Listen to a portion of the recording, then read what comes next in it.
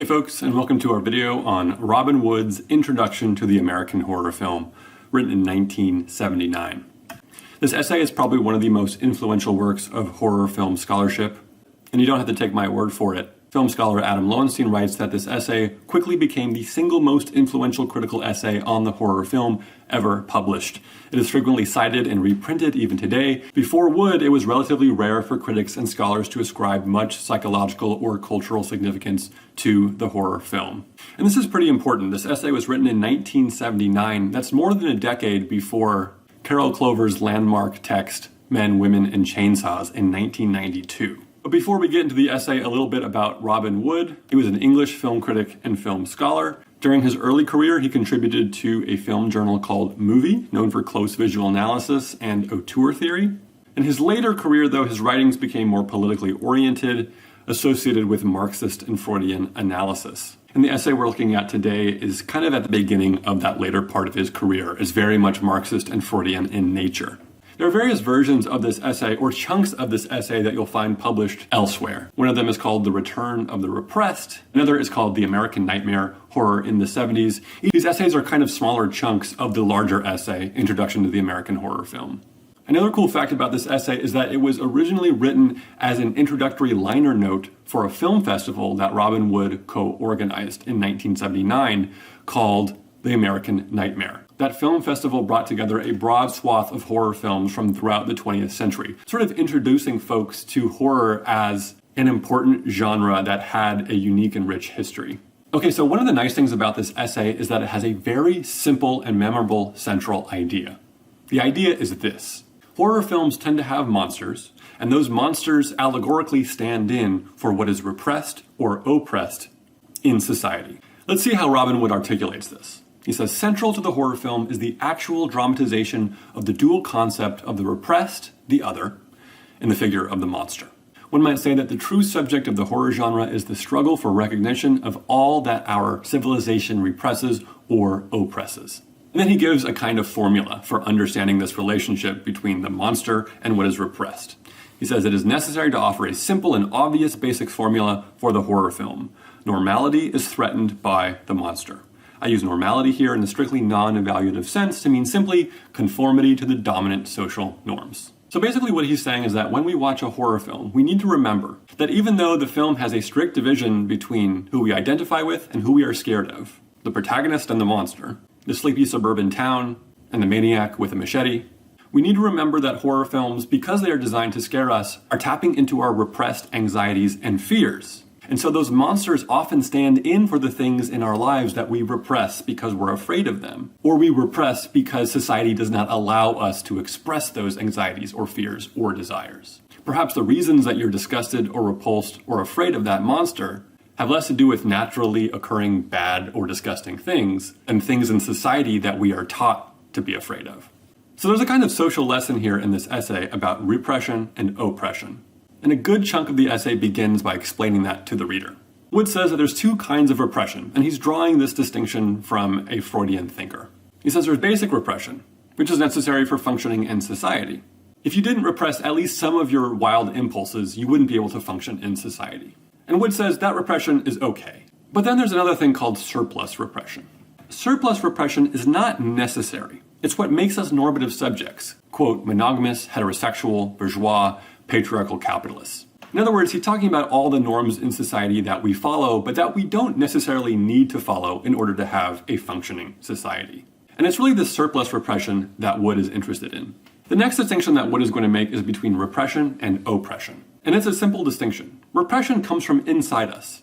It's that force in my unconscious that keeps my anxieties and fears and desires down, away from my conscious recognition. Oppression is a bit different. It doesn't come from inside us, it comes from outside us. Oppression is something that people face in the world. Robin Wood puts the connection between repression and oppression this way. He says the two phenomena are closely connected. What escapes repression has to be dealt with by oppression. In other words, if you're, say, a queer person and you fail to repress your homosexual feelings, in a heteronormative society, you will face oppression because you're expressing what society wishes you to repress. And Robin Wood will, in fact, use a lot of examples of non-normative sexuality. So the next part of the essay answers this question. What, according to quote-unquote dominant social norms, is repressed? He says number 1, sexual energy, 2, bisexuality, 3, female sexuality, and 4, child sexuality. He's thinking in explicitly Freudian terms here. And I'm not going to dwell on this because it's pretty self-explanatory within a Freudian worldview that any kind of non-normative sexuality, and in fact sexuality in general, or surplus sexuality, is going to be repressed in society. So how do we get from repression to oppression? Well, there's one important term for Wood that's going to help us get there. That term is the other. He says closely linked to the concept of repression is the concept of the other. The other is, quote, what bourgeois ideology cannot recognize or accept, but must deal with through rejection or assimilation. We usually think of the other as a kind of social group that is rejected or maligned by mainstream society or assimilated by mainstream society, so that its otherness or its difference is eradicated. So what are some of these others or oppressed groups? Well, again, Robin Wood is going to number them and make it really easy on us. And this way of thinking is going to be pretty familiar. Other people, women, the proletariat or the working class, other cultures, ethnic groups within the culture, alternative ideologies or political systems, by which he names Marxism, deviations from ideological sexual norms, children. Wood thinks that all of these groups in some way or another are oppressed. And here's how we get from repression and oppression to horror film. He says, it is possible to produce monstrous embodiments of virtually every item in this list. And then he'll give you examples from throughout the 20th century. So a movie like Cat People by Jacques Tourneur from the 1940s very clearly aligns the monster at the center of the film with female sexuality. With other cultures, he gives the example of the film Island of Lost Souls. But he mentions that in the 30s, the monster was almost invariably foreign. For homosexuality and bisexuality, he names Murnau's Nosferatu. He says, Murnau's Nosferatu and Wales' Frankenstein can be claimed as implicitly, on certain levels, identifying their monsters with repressed homosexuality. With children, he notes movies like The Exorcist or Rosemary's Baby, and frankly, the association of children and monsters has only increased since the late 70s when Wood was writing. With alternative ideologies, he notes that the 50s science fiction cycle of invasion movies are generally regarded as being concerned with the communist threat. I think this idea is probably one of the most recognizable. In Invasion of the Body Snatchers, the monsters are emotionless aliens who take human form, who lack individuality, and so many critics have read the monsters as standing in for a communist threat, or at least, if not specifically a communist threat, a society that stands in for everything that is distinctly non-American. Suddenly, while you're asleep, they'll absorb your minds, your memories, and you're reborn into an untroubled world. Where everyone's the same? Exactly. What a world. Love, desire, ambition, faith. Without them, life's so simple, believe me. With the proletariat or the working class, Robin Wood will name the Texas Chainsaw Massacre. He mentions that in recent years we have the Texas Chainsaw Massacre with its monstrous family of retired but still practicing slaughterhouse workers who use human meat to maintain their business. The monsters in this film are clearly marked as working class, as struggling financially, as being displaced or put out by the changing economy in the 1970s. We'll get back to this film and this point in a little bit. So I hope at this point you can see the style of thinking that Robin Wood is employing. It doesn't have to be a literal monster, but it's some kind of being, a collection of beings, a force that terrifies a community, a family, a couple, some kind of stand-in for everyday, structured, normal society. And the monsters have attributes that can be associated with certain kinds of things or groups of people in society that are repressed or oppressed. But we haven't gotten to an important question. The question is this. What is the horror film's political stance on the repressed or oppressed? In other words, if horror films can indeed be allegorically read as representing repressed or oppressed ideas or groups, is the horror film then making me more afraid of those things that are repressed and oppressed in society? In other words, is the horror film conservative or is it progressive? To this question, Robin Wood says this.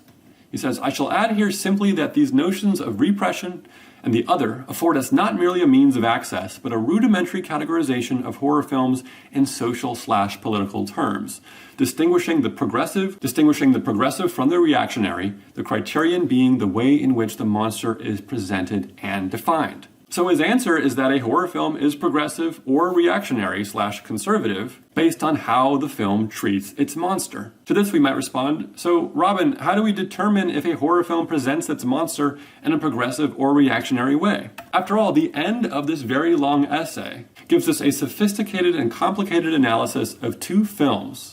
One that he identifies as progressive, and the other that he identifies as reactionary. He says the Texas Chainsaw Massacre is a progressive film, while The Omen is a reactionary film. But what are his criteria? So here I just want to say that Robin Wood never explicitly says what his criteria are. He doesn't come up with some checklist. But you can deduce from some of his reasoning, some of his logic. Horror film scholar Adam Lowenstein that I mentioned earlier has a nice little passage where he tries to identify what it is that makes a horror film progressive or conservative on Robin Wood's account. He says, progressive horror films challenge conventional distinctions between normality and monstrosity by generating ambivalence between the two, through a sympathetic monster, for instance, or a doubling between the forces of normality and monstrosity.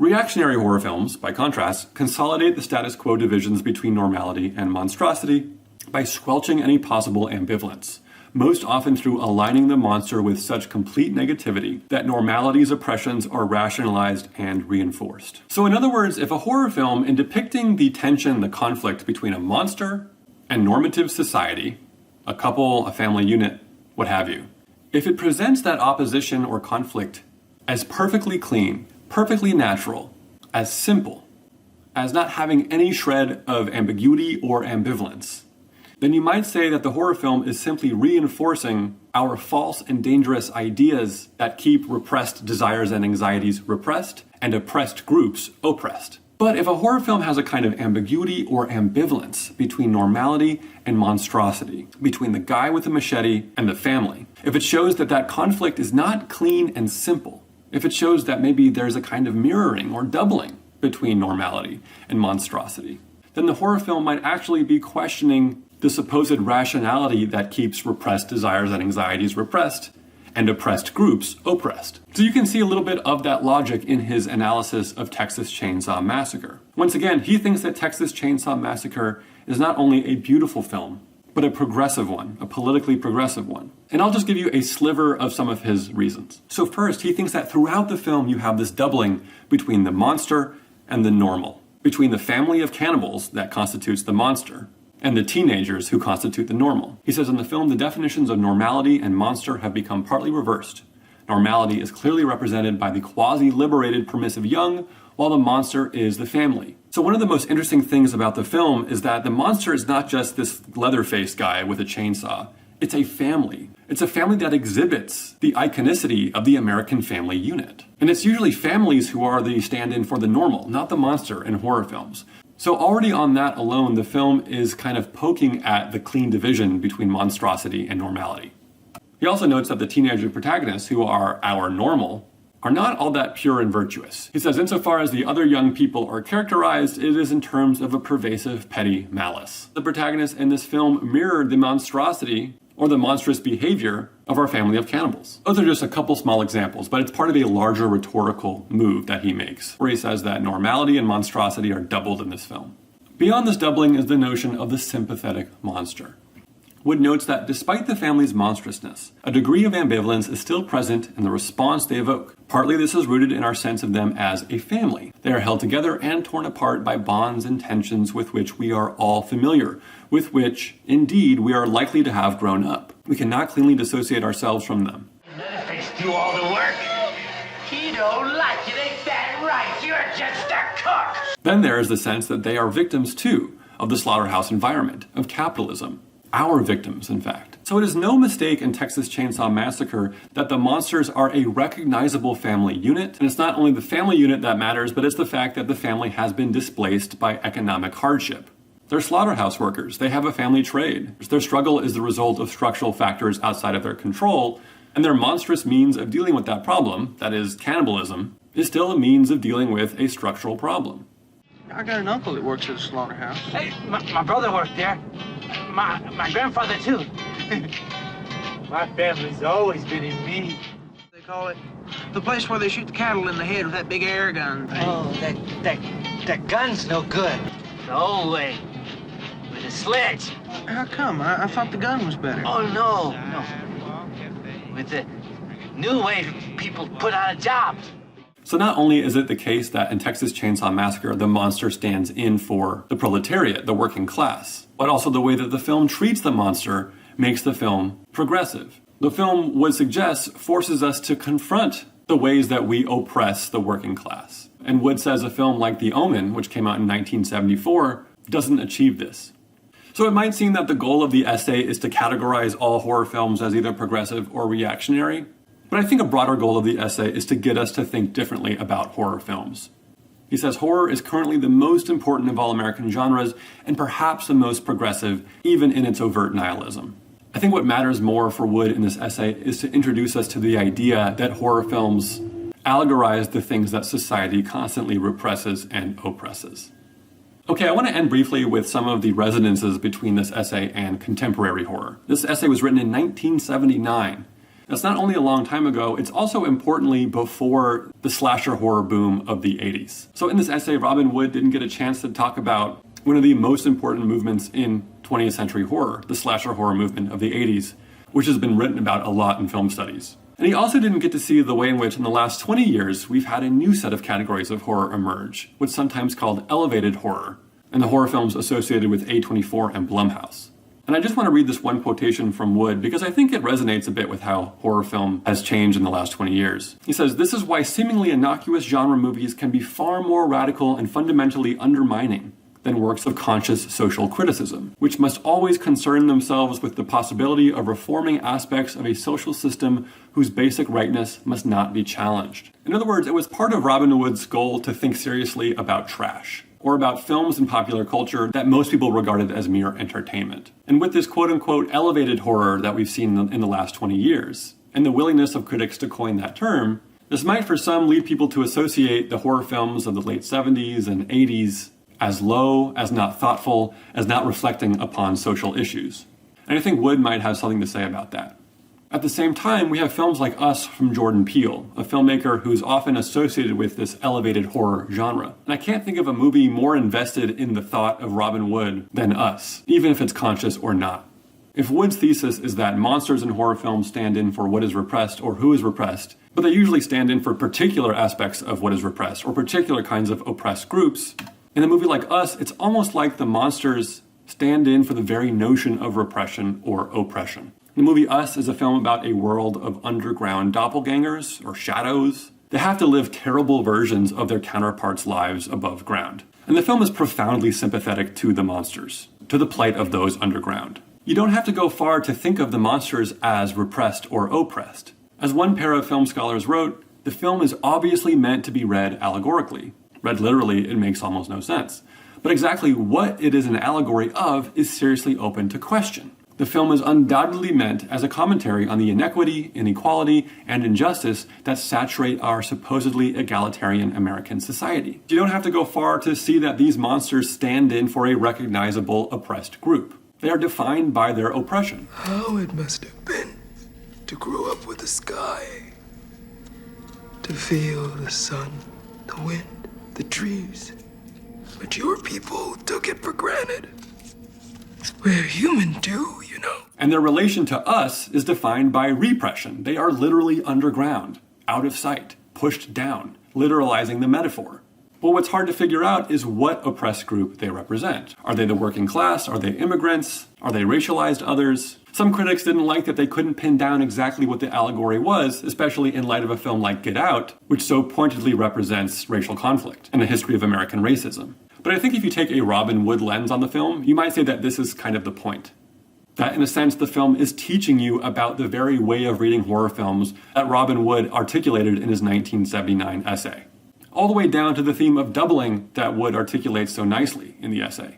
He says the relationship between normality and the monster has one privileged form, the figure of the doppelganger, alter ego, or double. The doppelganger motif reveals the monster as normality's shadow. Usually we have to read doubles figuratively in horror films. We have to read for doubleness. But in the film Us, the monsters are literally doubles of ourselves. So one of the reasons I think that Robin Wood's essay is important to read even today is that you can see the clear fundamental differences between monstrosity and normality in each of Jordan Peele's films. Not all of Jordan Peele's films and horror films more generally, lend themselves to a Robin Wood reading.